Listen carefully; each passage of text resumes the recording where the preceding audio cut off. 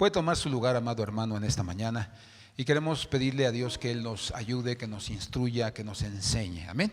Y hoy, no sé si usted sabe que este mes es conocido como el mes de la Biblia, donde este mes se hace una remembranza, ¿verdad?, o un recordatorio de lo que el Señor hizo a lo largo de la historia para darle a su pueblo una ley llamada la Torá para los judíos, para nosotros las sagradas o santas escrituras. Y el propósito es, hermano, que nosotros podamos aprender de ellas, ¿verdad? Dice un dicho por ahí o una frase, que la Biblia hay que creerla para ser santos, hay que leerla para ser sabios y hay que practicarla para ser santos. Amén. Entonces, la Biblia tiene ese propósito, que nos salvemos, que nos, hermano, santifiquemos y que cada uno de nosotros podamos ser sabios a través de ella. Amén. Y yo quiero hoy que nosotros veamos, hermano, en realidad, ¿verdad? La enseñanza va a ser acerca de qué tipo de Biblia tienes, ¿verdad? Me llamó mucho la atención este tema porque mi esposa estuvo preparándolo para los niños, no sé si se los dio hace 2 semanas o la semana pasada, pero habló acerca de las Biblias. Entonces en mi mente comenzaron a correr, ¿verdad?, preguntas, ideas, escenas de lo que podríamos hoy enseñar, sin dejar pasar, ¿verdad?, este mes tan simbólico, ¿verdad?, y tan importante para nosotros como creyentes. Entonces, pues, yo quiero que hoy veamos qué tipos de Biblia tenemos nosotros, ¿verdad? Vamos a ver 4 tipos de Biblia. Usted se va a identificar con cuál de ellas, ¿verdad?, se queda, para que usted pueda trabajar cualquier área de su corazón, de su alma. Y yo quiero, hermano, que veamos sobre la historia de un rey llamado Josías, que a los 8 años comenzó siendo rey. Imagínense.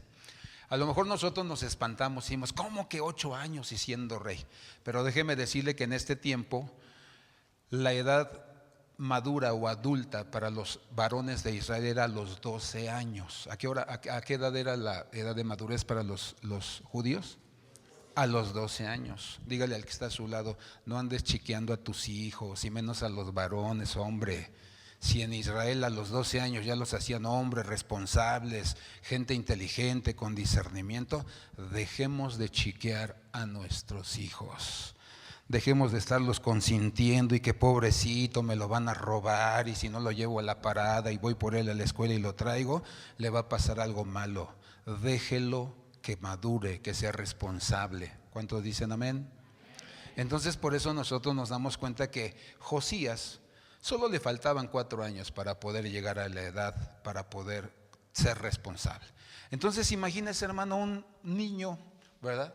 Y yo quiero que vayamos al libro de Segunda las Crónicas, capítulo 34, versículo 1 y versículo 2, porque vamos a darnos cuenta quién era Josías, quién era su abuelo, quién era su padre y la importancia de la vida de este varón. Dice, de 8 años era Josías cuando comenzó a reinar y 31 años reinó en Jerusalén. Entonces reinó en total, ¿cuántos años? 39, ¿verdad? ¿Y cuántos años tuvo?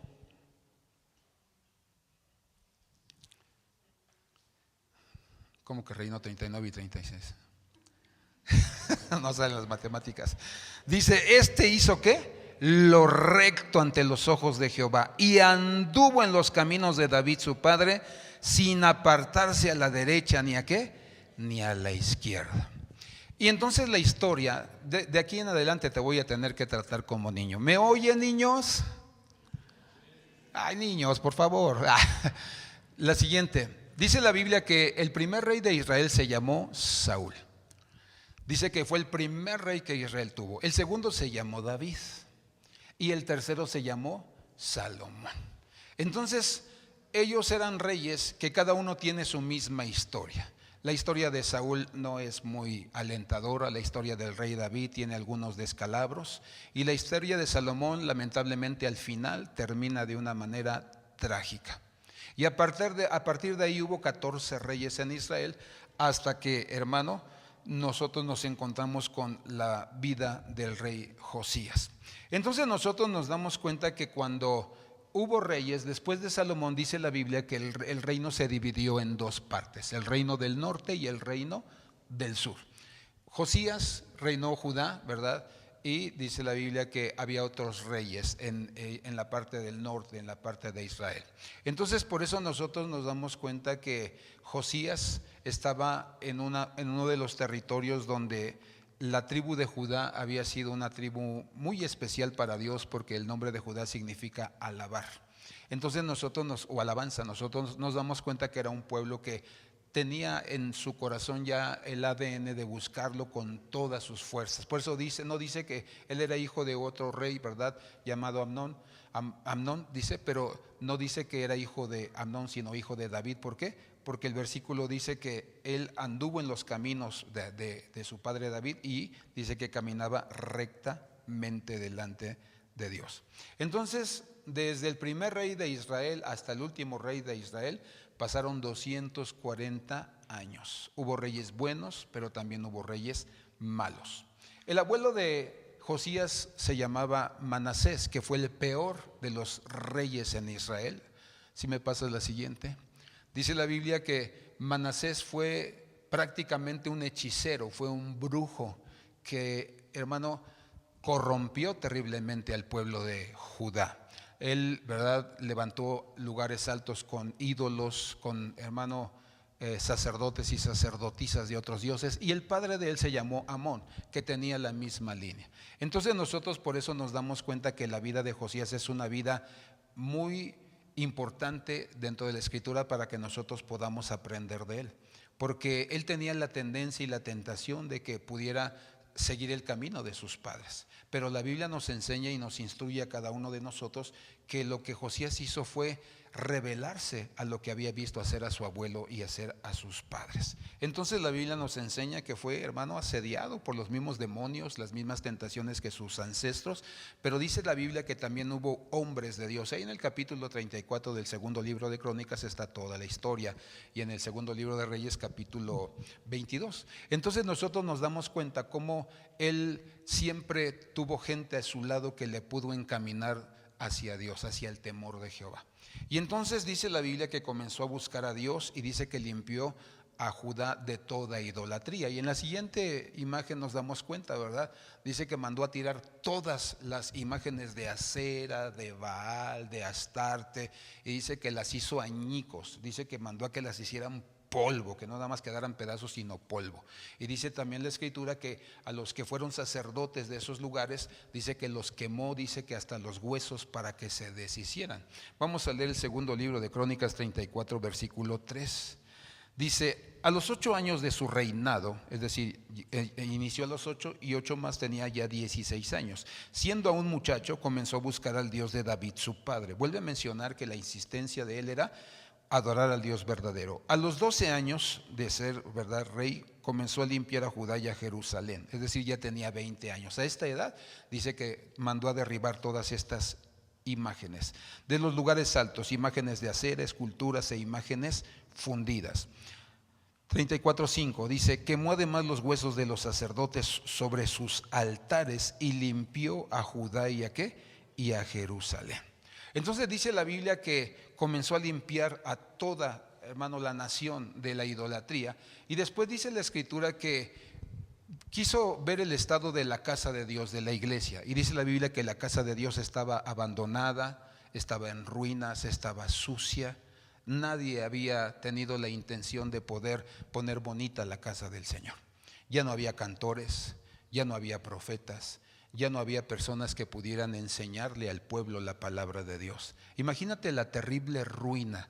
Comenzaron en la idolatría, vino la inmoralidad, fueron perseguidos, fueron cautivos de los pueblos vecinos, y entonces nos damos cuenta que su condición era una condición donde había ceguera espiritual, sordera espiritual. Por eso el canto que entonábamos hace un ratito decía: abre mis ojos, abre mi oído, para que yo te pueda ver y te pueda escuchar. Entonces dice la escritura que tomó un grupo de hombres encargados del templo anteriormente, y tomó a los sacerdotes de su tiempo, y dice la Escritura que los envió para que limpiaran la casa del Señor. Dice que comenzaron a limpiar. Más adelante vas a ver, hermano, toda la basura que sacaron de ese lugar. Era algo terrible.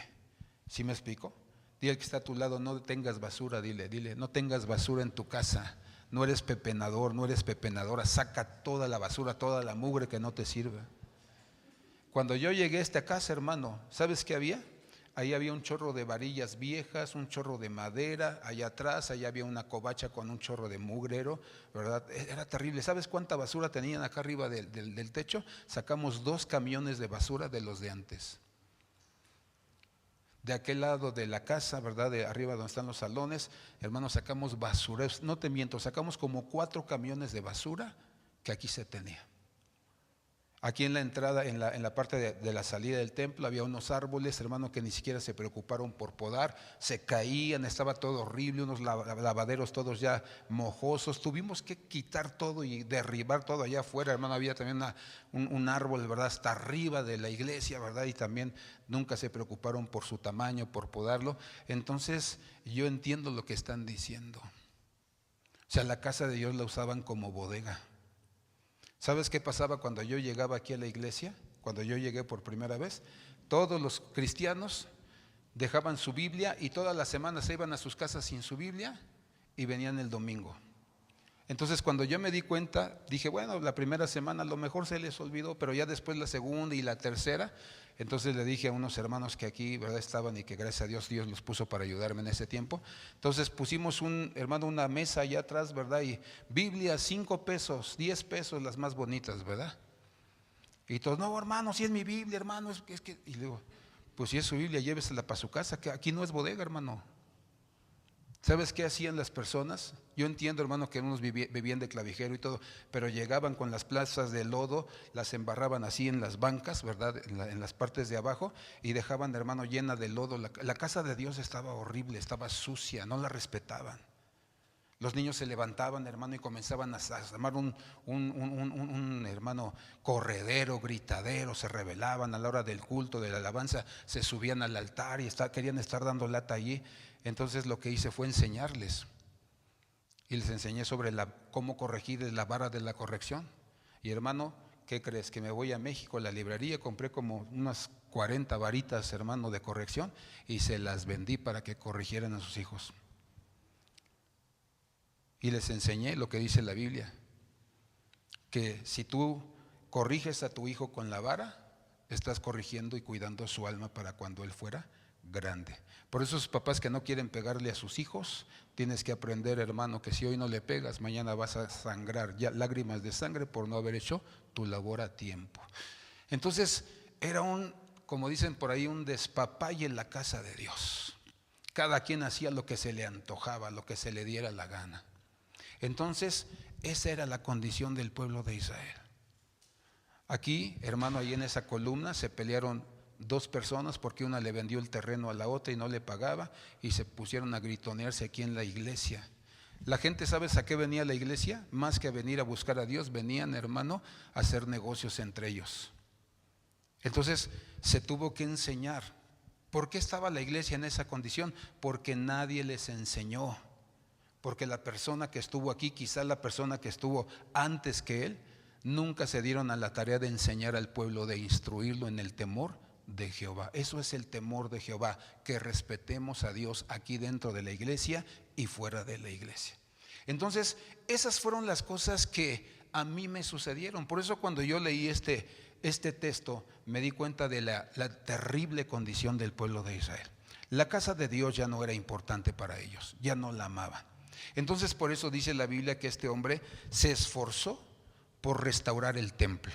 Se esforzó y quiso que quedara hermoso nuevamente, limpio, que la gente cuando entrara con entendimiento y con reverencia delante del Señor, con respeto.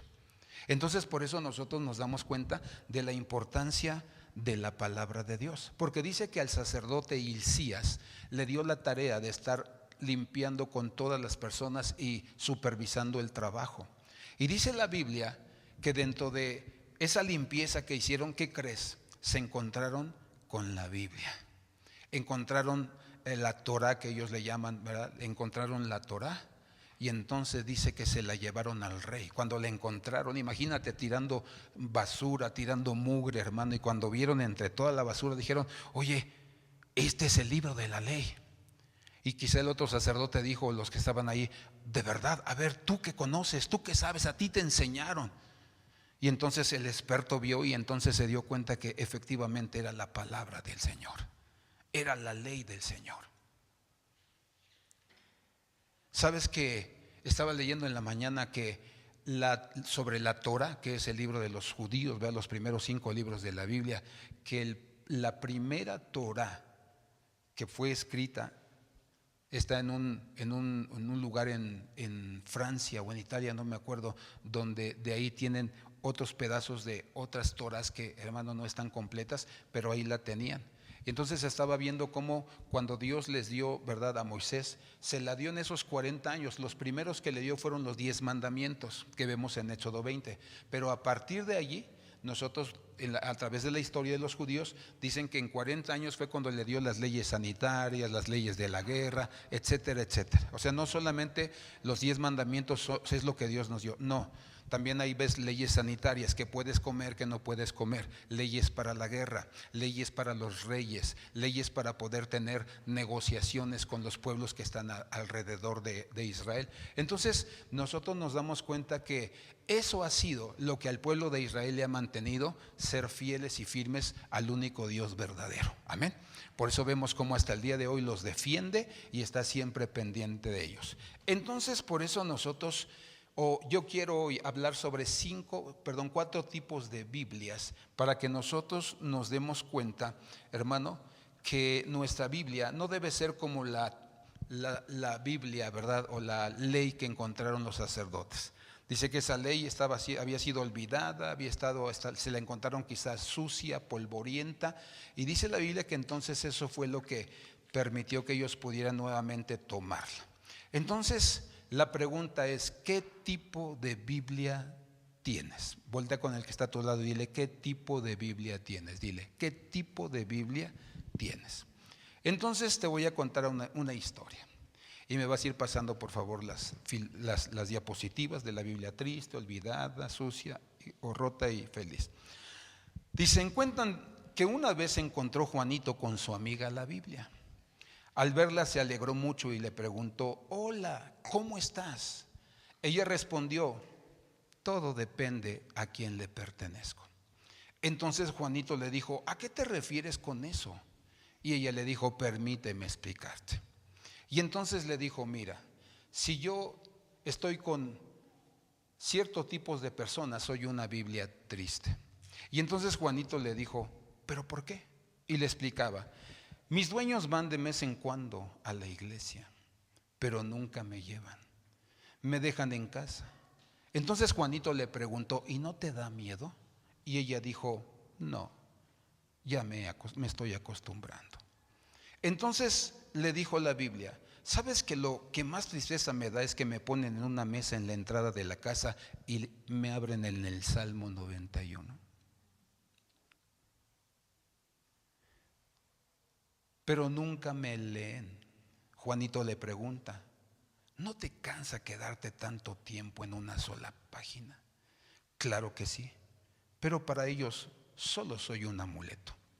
Creen que así los protejo de los malos espíritus, pero qué equivocados están. La Biblia está triste porque la usan solamente cuando les va mal.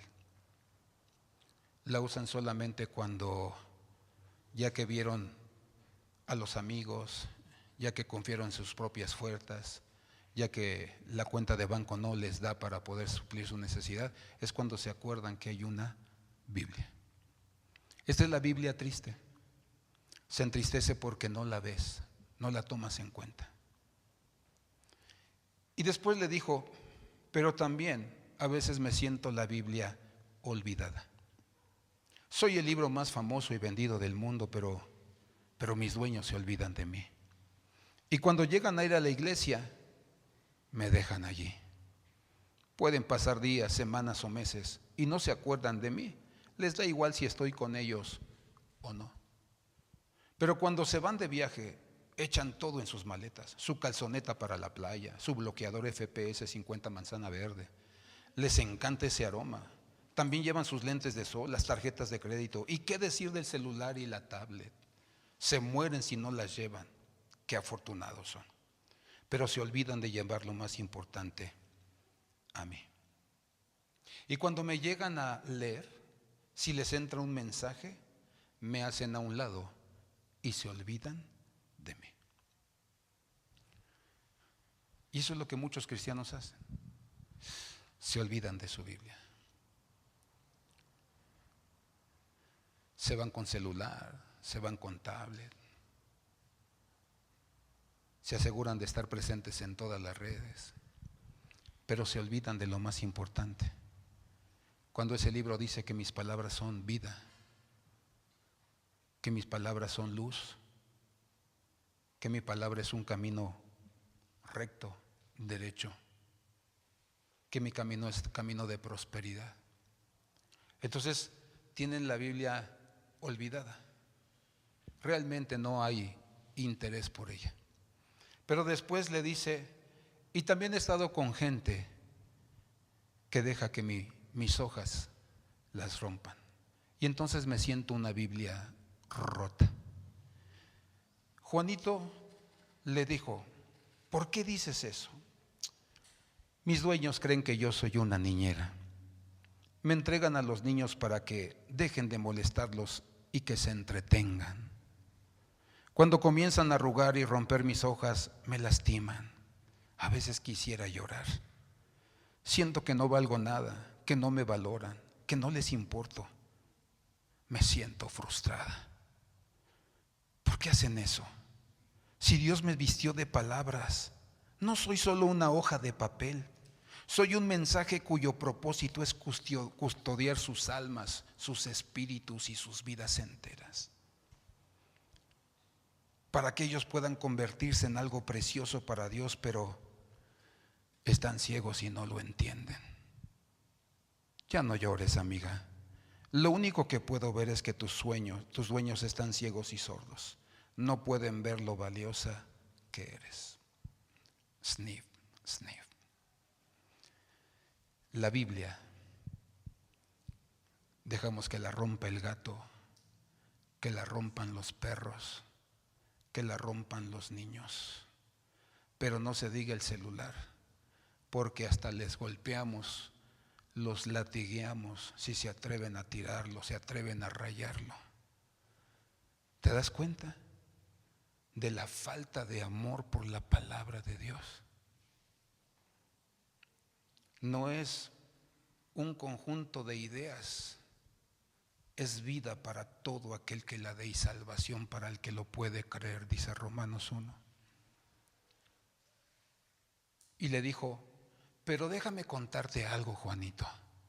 También he estado con gente buena. Y entonces soy una Biblia feliz. Y me olvido de la tristeza, del olvido y de que me puedan romper. Mis dueños siempre me llevan con ellos a la iglesia. Me memorizan. Estoy en sus mentes y sus corazones. Cada vez que tienen oportunidad, hablan de mis historias. De ese Josué que tan solo con el poder de Dios y con la obediencia y el canto de alabanza dejaron que cayeran los muros de Jericó. Cuentan la historia de ese David que, siendo un pastorcillo, vino el celo de Dios sobre su vida y destruyó, aniquiló al gigante Goliat y les dio victoria tras victoria al pueblo de Israel. Y cada vez que salían a la guerra, entre ellos y el campamento enemigo, la Shekinah, la gloria de Dios, se movía y cada uno de sus enemigos huía aterrado, porque se daban cuenta que el Dios de Israel era todopoderoso e iban a ser vencidos. Soy importante para ellos, soy deseada. Se sienten agradecidos y orgullosos de tenerme con ellos. Por causa de esto, han alcanzado una vida abundante porque saben que mis palabras son vida. Y la pregunta es, ¿y tú? ¿Tú? ¿Qué tipo de Biblia tienes? ¿Cómo la tratas? ¿Es valiosa? ¿Es importante? Porque la Biblia dice que de ella depende nuestra vida. Dice que a los que están en oscuridad todavía no les ha amanecido. Y donde llega la palabra, hermano, comienza a haber un cambio y una transformación, porque la luz está en medio de los pueblos. Por eso nosotros podemos darnos cuenta de la importancia de nuestra Biblia. ¿Cómo está tu Biblia? Depende del trato que cada uno de nosotros le podamos dar. ¿Qué dice la Biblia sobre la Biblia? Hebreos 4:12 dice que es una espada. Y alguien lo comparó como si fuera un bisturí de un cirujano que va a abrir porque va a hacer una operación, para ver entre todo lo que hay dentro, qué es lo que está enfermo para poderlo extirpar o arrancar, para que la persona pueda quedar sana, pueda levantarse y poder caminar normalmente. Y esa es la palabra de Dios, una espada que penetra en el alma hasta los tuétanos, para que nosotros podamos darnos cuenta de cuál es nuestra condición delante de Dios. Y la Biblia enseña que solo hay dos condiciones: el camino de vida y el camino de muerte. Josué dijo: vosotros tienen que elegir cuál de los dos quieren seguir, pero yo y mi casa serviremos a Jehová. No hay otro camino más que el que el Señor nos ha puesto para tener vida eterna. No hay otro medio para salvación más que Jesucristo. Por eso dice Efesios: no es por obras tu salvación para que no te gloríes, es por medio de Cristo.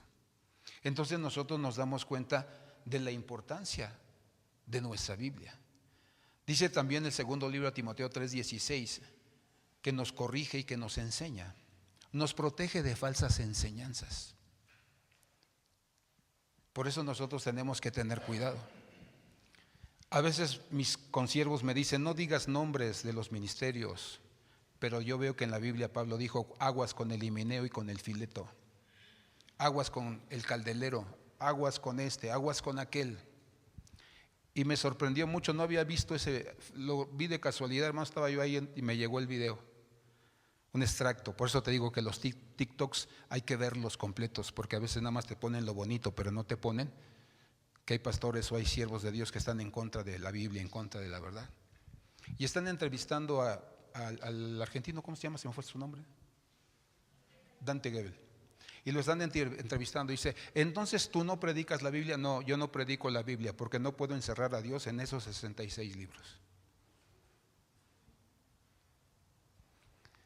Por eso no pierdas el tiempo yendo a Cash Luna o yendo a Dante Gebel, porque no creen en la Biblia. Ve sus sermones y cuando te das cuenta, hay sermones donde no abren la Biblia para nada. Todos son ideas humanas, razonamientos humanos. Por eso dice Eclesiastés: y el predicador, dice otra versión, y el maestro se esforzó mucho para escoger las palabras correctas, para enseñarlas con integridad y con verdad, para que no haya engaño en sus palabras. Y esto es lo que hace la Biblia. Dice que nos corrige o nos protege de falsas enseñanzas. Entonces, cuando tú escuchas algo, si tú lees tu Biblia, memorizas tu Biblia, entonces tú vas a tener un blindaje a tu alrededor que te va a cuidar. Y vas a decir: esto no. Y va a haber ahí una antenita, ¿verdad? Una intermitente que te dice: cuidado, cuidado, peligro, peligro. Es muy famosa este predicador, esta predicadora, pero lo que dice no es cierto, no está escrito en la palabra de Dios. Y entonces, cuando nos enseña el camino correcto, también endereza nuestra vida. Y entonces hay tres áreas en las que en el capítulo 5 del libro de Gálatas el apóstol Pablo habla de los frutos del Espíritu y los frutos de la carne. Y lo divide en tres grupos: pecados de idolatría, pecados sexuales y pecados de carácter. ¿Cómo es que Dios corrige nuestras vidas? Cuando leemos su palabra, entonces nosotros nos damos cuenta si tenemos pecados de idolatría, pecados sexuales o de inmoralidad y pecados de carácter. Cuando Dios te muestra en la palabra tu necesidad, tu debilidad, entonces hay que considerarlo y decirle: ayúdame, Señor. Si eres muy enojón, si te peleas con los de tu casa, dice el libro de Proverbios: la blanca respuesta aplaca la ira, mas la palabra áspera hace subir el furor. Y entonces tú te das cuenta que tienes un problema de carácter, el enojo, la furia, la ira, y tienes que entregársele al Espíritu Santo para que seas librado de eso. Porque el arca de Noé nos enseña, hermano, el estilo de vida de las personas o los niveles de vida. El arca de Noé tenía 3 pisos. En el piso de abajo, ahí echaban todo el estiércol, toda la basura que se generó a través de esos días que estuvieron en el diluvio. Toda la escoria estaba allí. En el segundo piso estaban los animales. En el tercer piso se encontraba Noé con toda su familia y se encontraban todos los alimentos para todos los que iban en la barca. Entonces nos enseña que el primer nivel es una vida de inmundicia. ¿Cómo nos encontró el Señor? Siendo idólatras, siendo inmorales, siendo con problemas de carácter, sucios. Pero arriba, y entonces, ¿qué hacen los animales? Se pelean, se gruñen, se muerden, se sigan. Es decir, gente peleonera, gente rebelde, gente que no quiere obedecer, gente que cree que es mejor lo que piensa que lo que Dios dice. Y en el tercer nivel, gente que fue guiada por Dios. Noé sabía escuchar a Dios, sabía ver a Dios. Noé, dice la Biblia, que era justo sobre la tierra. Es decir, el viernes hablamos sobre eso, sobre los extraterrestres, y hablábamos, hermano, cómo toda la tierra de ese tiempo se corrompió, se ensució su naturaleza con pecados sexuales, con brujería, con hechicería. Pero Noé y su familia fueron los únicos que no contaminaron su alma, su espíritu. Por eso dice que era justo, que era un hombre limpio. Por eso estuvo en el tercer nivel. Y dice que aparte había una ventana que no la pusieron de lado, la pusieron en el cielo. ¿Por qué? Porque Cristo es el único medio que nos acerca a Jesucristo, al Señor. Entonces por eso nosotros podemos darnos cuenta que eso es lo que hace la palabra. La palabra nos corrige y nos enseña. Y dice el Salmo 119, versículo 105, que la palabra es luz para nosotros. Y alguien lo plantó de esta manera. Dicen que es como si nosotros camináramos en un bosque oscuro, sin Cristo, sin la luz. Y entonces hay árboles y hay raíces de filosofías, de enseñanzas torcidas, donde muchos de nosotros nos podemos tropezar con eso. Pero dice que cuando alumbra el Señor, nuestro entendimiento, nuestros ojos pueden ver lo que otros no ven. Dice la Biblia que Jesús, cuando andaba en esta tierra, dice que veía lo que había en el corazón de los hombres. No veía solamente la apariencia. Por eso cuando aquel le dijo: Señor, quiero seguirte, dice que era un hombre rico, un joven rico, y le dijo: ¿quieres servirme? Sí. ¿Te sabes los mandamientos? Y dijo: claro, Señor, pues me ofende, soy judío de cepa. Todo judío se sabe los mandamientos. Y a lo mejor se quedó viendo a los de alrededor, todo ufanado, soberbio, altivo. Yo sí me lo sé, bola de ignorantes. ¿Y qué crees que le dijo el Señor? Lo mató con uno solo. Bueno, si te lo sabes, da lo que tienes a los pobres. Practica uno solamente, no los 10. Y dice que entristecido se dio la vuelta y se fue por su propio camino. La Biblia tiene el trabajo, el propósito, la función de alumbrarnos para que nosotros no caminemos en oscuridad. Y dice que también su propósito es que seamos íntegros. Salmo 119, versículo 9. Este salmo habla acerca de la integridad. Hay una diferencia entre ser justo y entre ser íntegro. Ser justo es cuando tú tratas de no hacerle daño a las personas, de no abusar de las personas. Pero ser íntegro, te lo voy a explicar con una pequeña ilustración. Había un hombre que estaba con una mujer en un cuarto de hotel. Y entonces pidieron una pizza, llevaron la pizza, pero cuando abrieron la pizza se dieron cuenta que en lugar de pizza iban $10,000.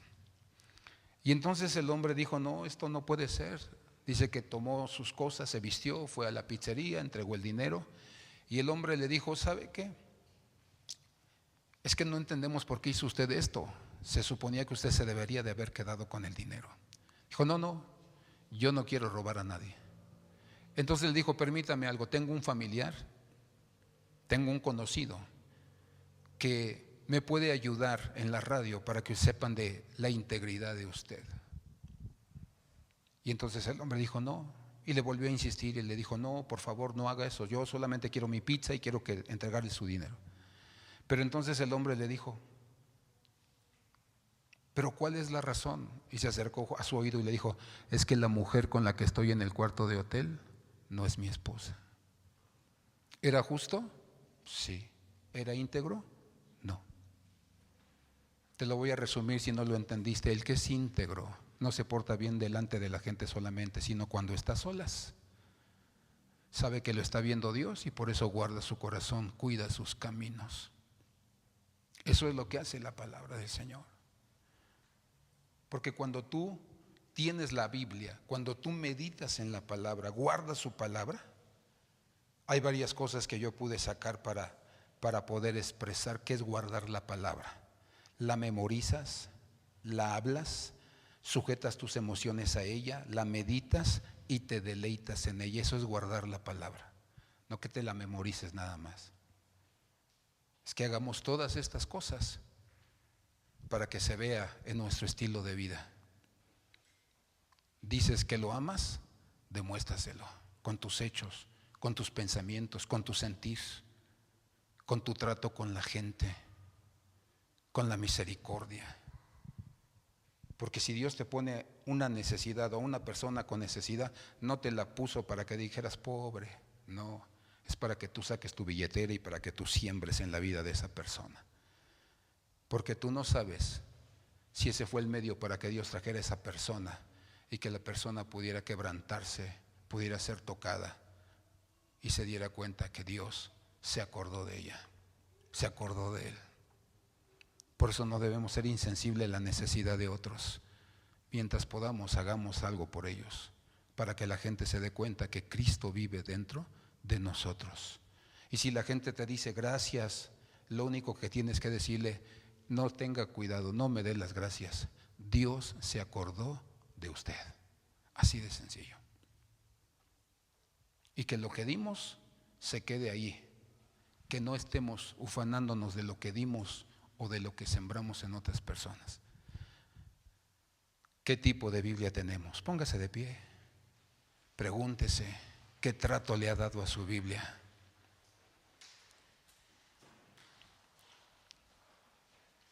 ¿Qué tiene más importancia en medio de usted? Me acuerdo de un ancianito que estuvo aquí, está allá con el Señor, que ellos vivían aquí en San Baltasar y venían caminando los dos viejitos a la iglesia. Y llegaron muy asustados. Y los sugieres que los recibieron al final los trajeron conmigo y todavía el viejito temblaba. Y le digo, ¿qué pasó, hermano? Hermano, es que cuando salimos de la casa veníamos a mitad del camino y nos encontró un hombre y nos robó. Dijo, pero están bien, ¿no los golpearon? No, no estoy bien, hermano. Yo pensando que les robaron dinero. Dice, lo que me preocupa es que en la bolsa iban nuestras Biblias. Ya no tenemos Biblias. Y ahí adentro de la Biblia traía mi diezmo, pastor. Y lloraba. Y entonces a la iglesia la invitamos y les dije, vamos a comprarles 2 Biblias. Y aquí yo les he enseñado, hermano, que si siembran, sembramos bien, conforme a tu posibilidad. Tampoco estamos exigiendo, conforme a tu posibilidad. Le digo, vamos a comprarles, y luego era el mes de la Biblia precisamente, y le digo, vamos a comprarle 2 Biblias No con pasta de cartón que se rompe, no de las más corrientes, de las más baratas. Vamos a comprarles 2 Biblias con letra grande para que ellos puedan ver bien. Vamos a comprarles 2 Biblias que tengan su canto bien, que no esté todo manchado, todo pálido. Y hermano, la gente como siempre respondió. Fuimos a comprárselas, le digo que era mes de la Biblia, unas Biblias, hermano, preciosas, grandes, con letra grande, con su canto dorado. Y me acuerdo que todavía nos sobraron como 400 pesos y le dije, hermanos, la iglesia, no yo, acuérdese, no yo, la iglesia les está regalando, sembrando estas Biblias y sobró un poco de lo que ellos dieron. Si ustedes quieren utilizarlo para ir a comer a algún lugar, para alguna situación personal, úsenla. Pero este dinero les pertenece. Y mis viejitos bien contentos. ¿Y sabes qué es lo que más da gusto? Ver sus caritas cada vez que reciben algo. La Biblia nos ayuda a nosotros a ser como Jesús. Que cuando la gente te trate, la gente diga, te pareces tanto a Jesucristo. Que hay unos hermanos que nada de parecido con nuestro Dios. Por eso vamos a orar y dile, Señor, perdóname si yo no he valorado tu palabra, si la tengo olvidada. Perdóname si yo la tengo rota, si la he abandonado y está triste, si he dejado que el niño, el sobrino, el primito la rompa y arrugue sus hojas, o la he dejado y el perro la ha acabado y ni siquiera me he dado el tiempo para ponerle diurex a las hojas. Dile, perdóname, Señor, si la puse en el Salmo 91 en la entrada de la casa y creo que por eso nada malo me va a pasar. Una vez fuimos a orar por una mujer y decían que estaba endemoniada, pero más bien la habían engañado. Y cada vez que oraban por ella empezaba según el demonio, pero era su conciencia, su emoción de tanto que le decían que estaba endemoniada. Entonces su hermana, cuando empieza a gritar, la mujer agarra la Biblia y se la pone en la cabeza y le dice, salte, Satanás, déjala. Como si fuera un amuleto, hermano. Y la Biblia se debe amar, aunque sea electrónica. Por eso te estoy mandando el devocional todos los días. O sea que gente que se interesa para que tú tengas palabra empezando desde temprano, sí la hay. El problema es uno mismo. Me vale que suban el devocional. Ni lo he oído. Yo no tengo tiempo para esas cosas. ¿Cómo tratas a tu Biblia?